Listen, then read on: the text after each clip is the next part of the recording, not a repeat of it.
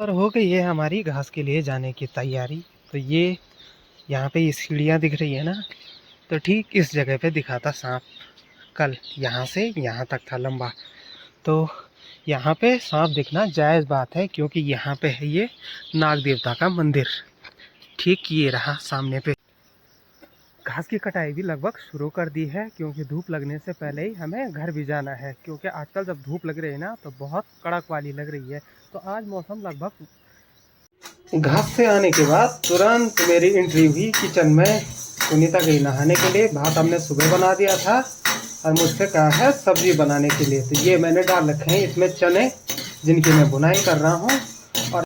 और ये चौंसा भी रेडी हो चुका है। अब इंतजार है सुनीता का कि वो कितनी। और ये अवनी ने सलाद भी तैयार कर दिया भाई आज खाने के लिए।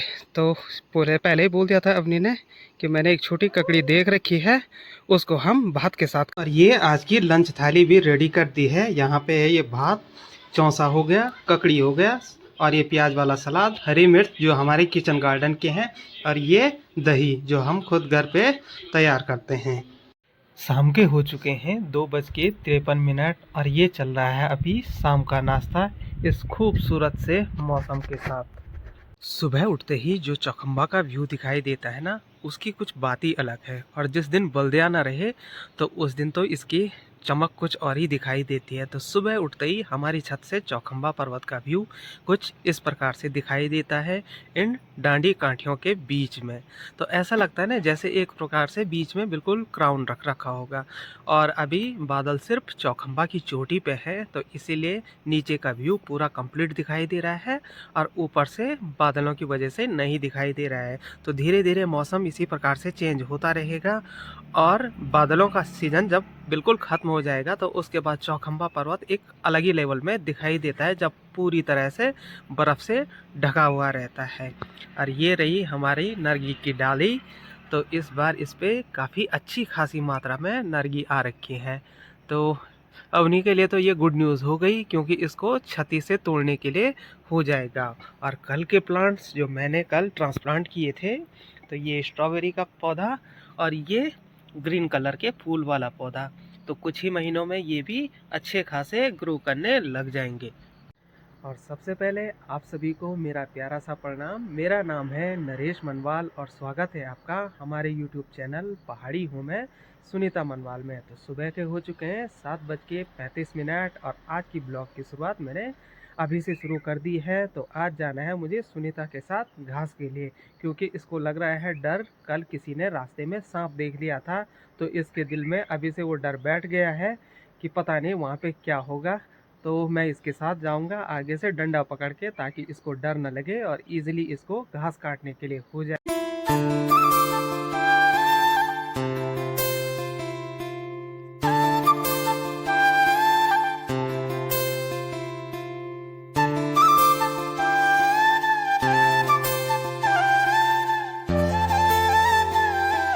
और हो गई है हमारी घास के लिए जाने की तैयारी। तो ये यहाँ पे ये सीढ़ियाँ दिख रही है ना, तो ठीक इस जगह पे दिखा था सांप। कल यहाँ से यहाँ तक था लंबा। तो यहाँ पे सांप दिखना जायज़ बात है, क्योंकि यहाँ पे है ये नाग देवता का मंदिर। ठीक ये रहा सामने पे। तो ये नाग देवता का मंदिर है। अंदर आपको एक रेक्टेंगल शेप की मूर्ति भी दिखाई दे रही होगी। तो यहाँ पे सांप अक्सर दिखाई देते हैं। तो अब चलते हैं यहाँ से आगे, और सबसे पहले लेके आते हैं घास की सोल्टी या घास की भारी। आज रस्सी रख रखी है हमने।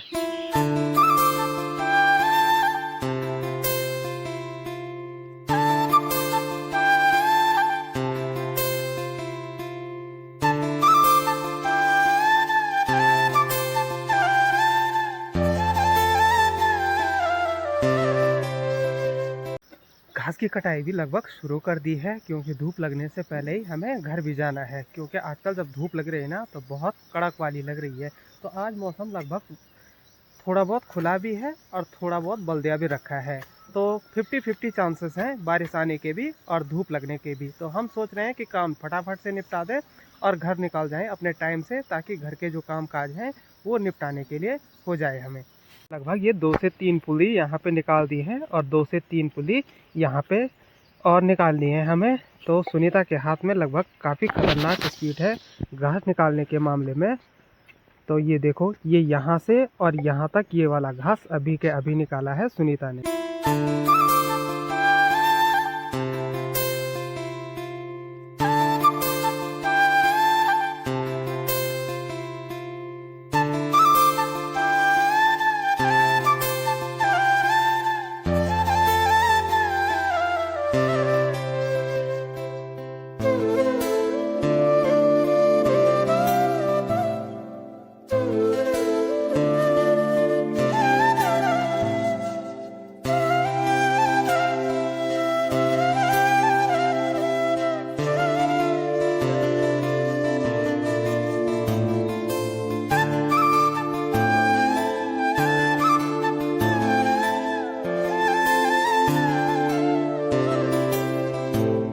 घास से आने के बाद तुरंत मेरी एंट्री हुई किचन में।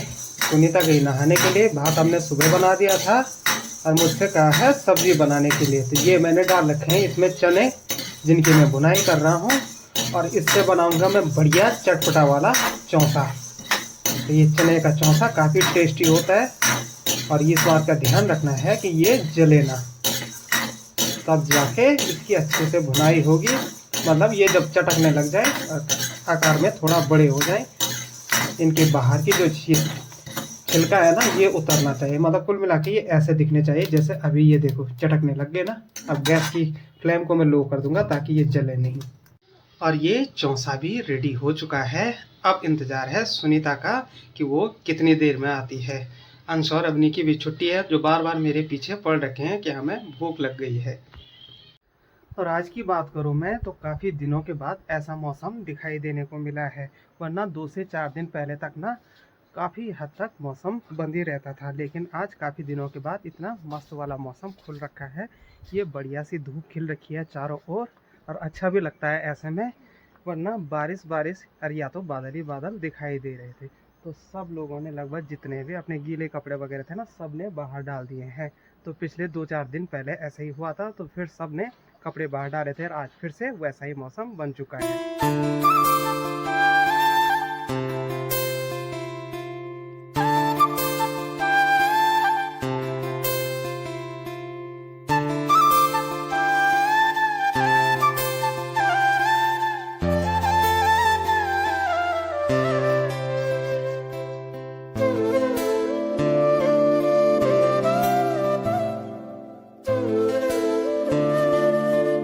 और ये अवनी ने सलाद भी तैयार कर दिया भाई आज खाने के लिए। तो पूरे पहले ही बोल दिया था अवनी ने कि मैंने एक छोटी ककड़ी देख रखी है, उसको हम भात के साथ खाएंगे। तो इसको अभी तोड़ दिया है और मस्त वाला सलाद तैयार हो गया।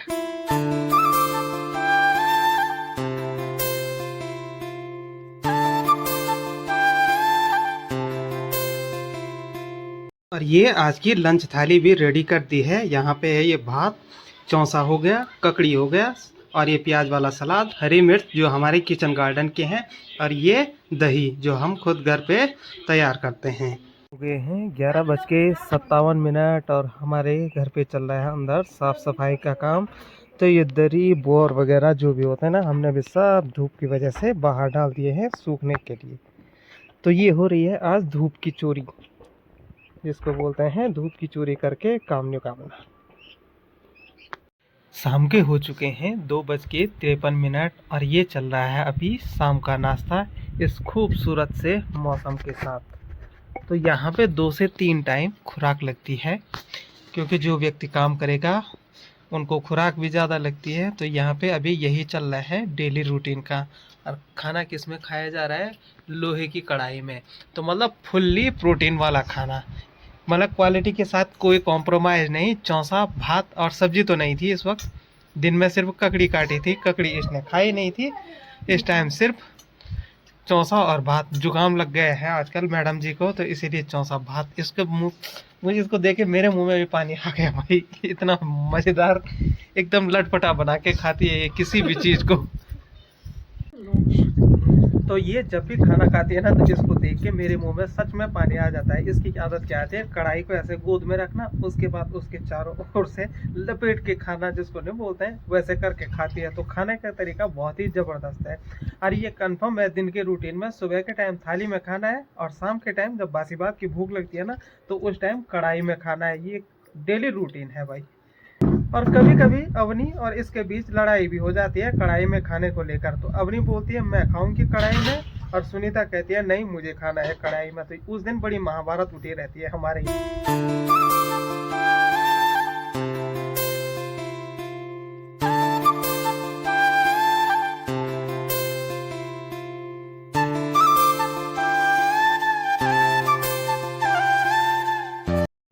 और आज का वीडियो मैं अपना यहीं पे समाप्त कर रहा हूँ। कल मिलते हैं एक नए ब्लॉग के साथ। और अगर आपको मेरे वीडियोस पसंद आते हैं तो बेहिचक आप शेयर किया कीजिए, क्योंकि शेयर करने से मेरा हौसला काफ़ी हद तक बढ़ जाता है। तो तब तक के लिए जय हिंद, जय भारत, जय देवभूमि उत्तराखंड।